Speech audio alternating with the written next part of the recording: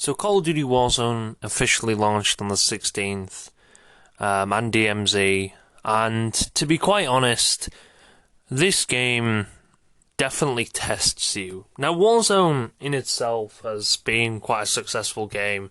So is this. I think currently on Steam it's ranging about 400 to 300,000, and that could definitely go up in the coming months. That's just Steam alone. Battle.net will probably have a few, maybe 1,000 to 1,000,000 on there, and then console players will definitely be upwards of 1,000,000 to 5, 6, 10 million. I don't know. Either way, a lot of people are playing Warzone 2. Now, this game, I think, is a very big change to how the traditional Warzone played. Now, most of these people are complaining, or I've seen complain about Warzone 2, are the people who sweated on Rebirth Island constantly. Every big streamer played Rebirth Island and slide cancelled. The amount of advantages streamers had, and fuck, any player had.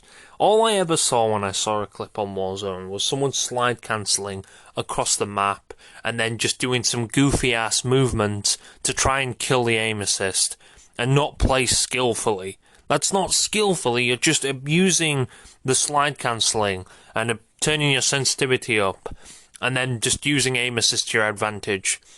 I don't know, I thought it was stupid. Every gunfight you got into, you got people movement like that, and it was like, fucking hell. It's like, is there any change to this game? Is this all the gunfights I'm gonna get? And then whenever you say that, you go, oh, but it's a skill issue, you can't do that. Because I want to play the game normally. I just want to play the game how I want to play it. But you can't play it when people are slide cancelling and switching weapons every 5 minutes. What does switching weapons fucking do? Quickly tapping Y or triangle literally does fuck all. Or what the scroll wheel or 1 or 2 on keyboard and mouse. It literally does nothing at all. It doesn't boost your speed or anything like that. It's just a fucking way to give me the direction that you're a prick. This game is brilliant. I find Warzone 2 brilliant. Yes, I've died quite a lot. I think my highest killed game, I think I got 13th place in a random quads. There was only 2 players left. The other guy left. And I liked it. I enjoyed it. It was fun. It was a fun game mode. I had some funny gulag moments. I had a gulag moment where everyone teamed to kill the jailer. I had a gulag moment where I popped off. My teammate just stood there like a bot. And then I ended up killing the other. I mean, I popped off now and again. Don't get me wrong. I enjoyed it, even though when I was dying. Playing with randoms is kind of cool. You know, the randoms in this game seem to be a lot more coordinated than Warzone 1 when they're all bots. Proximity chat, another feature to this game that I think is incredible. Proximity chat, I know it needs a bit of tweaking. It definitely does need a bit of tweaking, of course it does.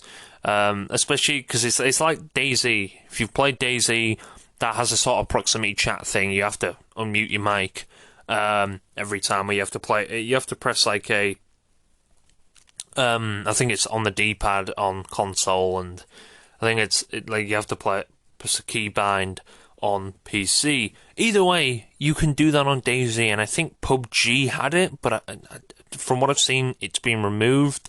I think H1Z1 had proximity chat, and games with proximity chat, it kind of livens it up. I've seen some funny videos on TikTok of actually people making fun of each other, and like, you can't get me, and to be quite honest, they're funny things to see. Proximity chat, I think, has changed the game in a way, and it could add a lot to the game, and I really don't hope Call of Duty don't remove it, because I like that feature. I think that feature's funny. The fact you can talk to your enemy. I've even seen some people teaming. I remember a guy I was playing yesterday, and a guy was in the lobby, and he was like, "Oh, everyone, you want a team? You want a team? You want a team?" And there were people saying, "No, fuck you," and all that back. There a few guys said yes, but that's what I like to see from proximity chat. The fact you can talk to other players. It's pretty much like It's like a free-for-all game. You can talk to anyone, and you can actually use the big chat. So, you know, whether the text chat, it's been in Call of Duty ever since Modern Warfare 2019. Well, you can use that text chat to kind of talk to the whole lobby. And I think one of my games, someone put in, "Everyone have a nice day." And the guy followed up with, another guy followed up with, "Fuck off, you cunt." Classic Call of Duty right here. I would just want to see what would happen if they ever brought out like a private match thing. It'd be crazy.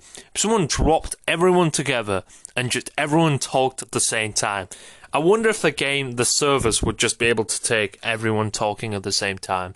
Now, the servers for this game, they've been a little bit rocky. They have been a little bit rocky, I can't lie there. That's kind of understandable on launch day. I mean, they've seemed to smoothen out for me. I've probably got on like 2 games with severe lag, like crippling lag. But other than that, I thought it was a solid game. I enjoyed it. A little bit goofy. I know a lot of streamers do not like this game. And like I said, I already said about the movement, but they do not like the gunplay. And to be quite honest, this gunplay is whoever sees someone first. If you do not see that player first, I'm sorry to say it, but it's a fucking skill issue. It's a skill issue. You have eyes. If you can't see them, then maybe 1, get in cover and don't be in the wide open, and 2, try to find a way out of that situation to try and back you up. Play tactically. Stop rushing. This is why.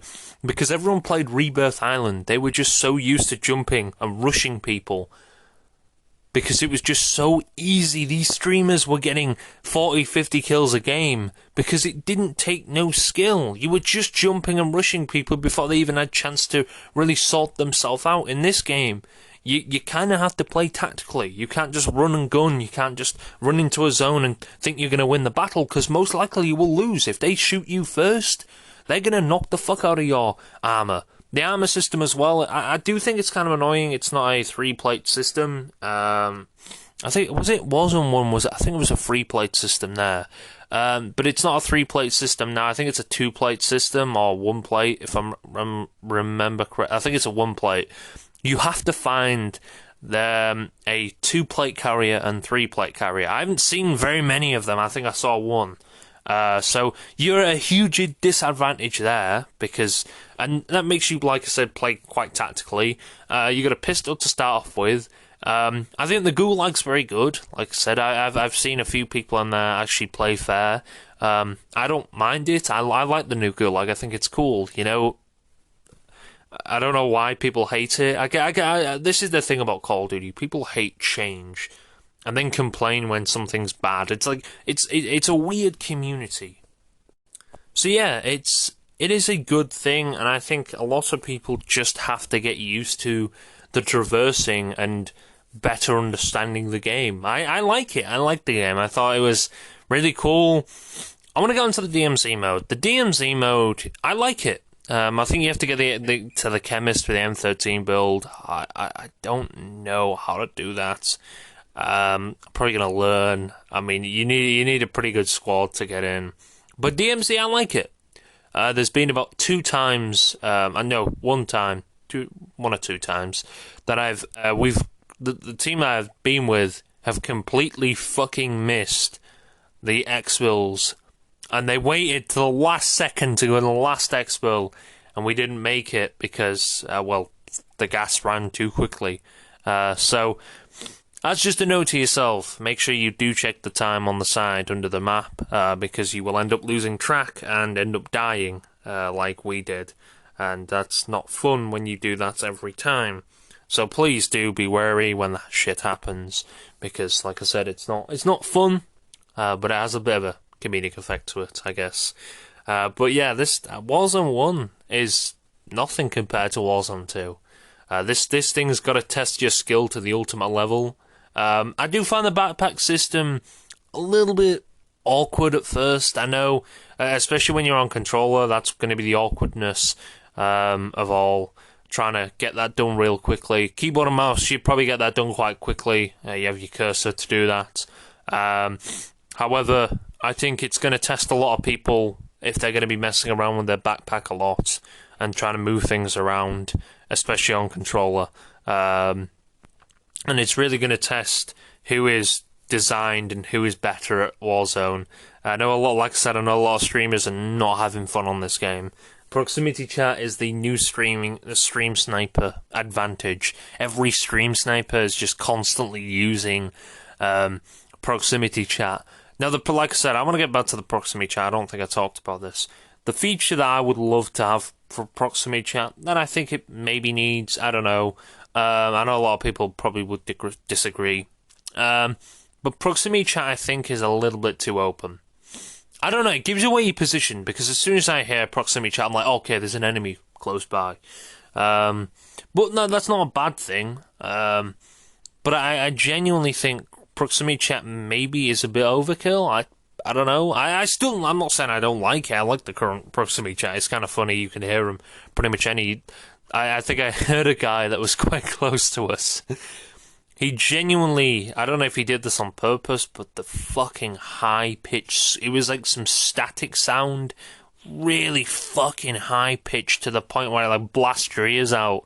Holy shit. Like, you saw people, like, there was 2 or 3 people just saying, shut the fuck up. Because you can't mute, you can't mute the player. I mean, you can mute proximity chat, I think, in the settings, but you can't mute individual players or that. So you kind of screwed. You have to either get out the area or just put up with it, or kind of mute your TV or something or your monitor while you try and get the loot, because either that or you have ears that are completely obliterated because some guy decided to put his microphone near his ass crack. And but yeah, I like this. WarZone 2 definitely is next level shit. Shit isn't good, I guess. But yeah, I like it. I like it. I know a lot of people don't like it, but I genuinely think it's one of them games where you can chill on and have some fun. Yeah, there's more stuff that came out in Season 1 as well. Shoot House. Shoot House is one of them maps that I do like.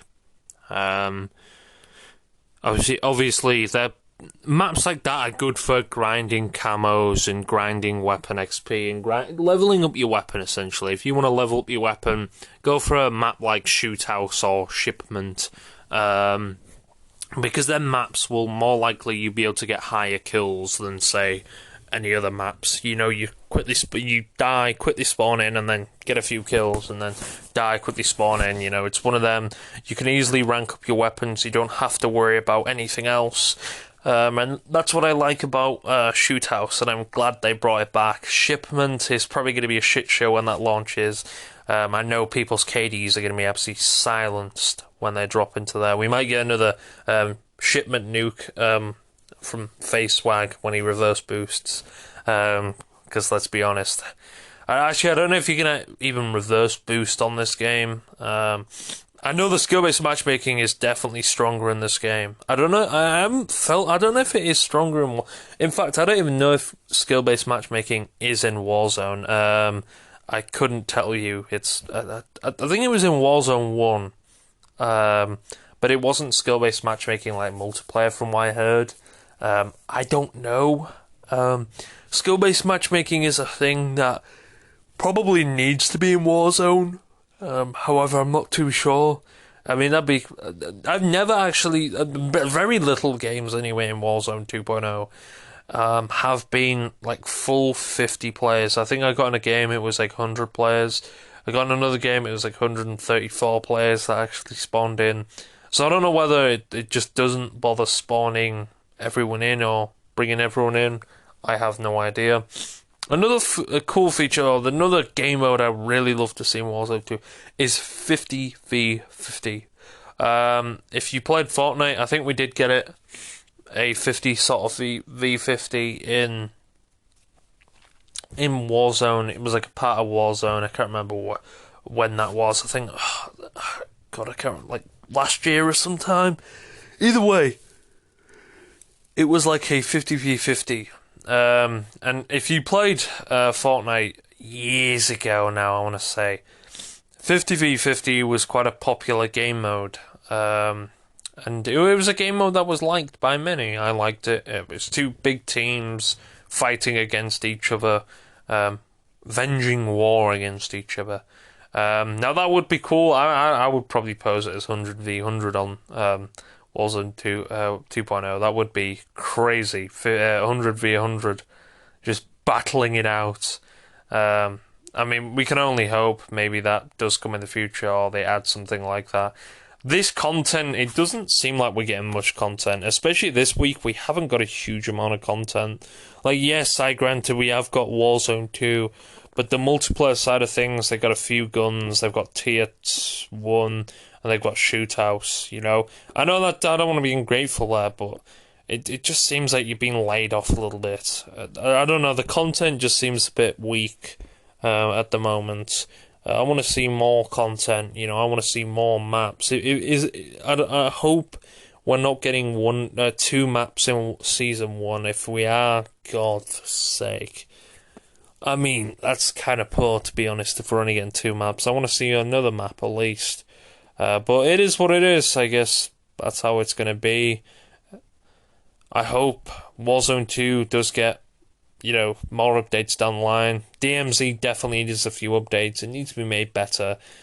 To be quite honest, everything you go into is just bots. I've never played a game of DMZ, and I've never experienced bots. And these bots can fuck you up if you're not careful.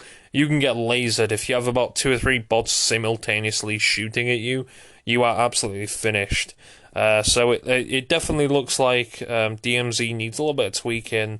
It doesn't feel like I would really want it to have a player counter, so I can see how many players are alive, and a kill counter to be specific. But yeah, sometimes you don't realize who a real player is, or an AI. You could be just traversing into someone, and then bang, next minute you try to kill them, and then they just laser you, not knowing that it is a real person. You can kind of tell if it's a real person. I think they have purple shields if you knock them. But yeah, it is what it is, and I don't know, I hope that gets maybe a bit of an update down the line. But either way, I think DMZ is a good game mode at the moment. I think it's got a lot of strong points, definitely. So yes, overall, I'd give it a 9 out of 10. It's got some problems, of course it has. I think every game has when it first launches, but it definitely can redeem them with a few updates and a few tweaks. I love Warzone 2. Better than Warzone 1, Verdansk probably not. I thought that was pretty good, but nonetheless, a pretty solid battle royale, and I don't really like battle royales all that much.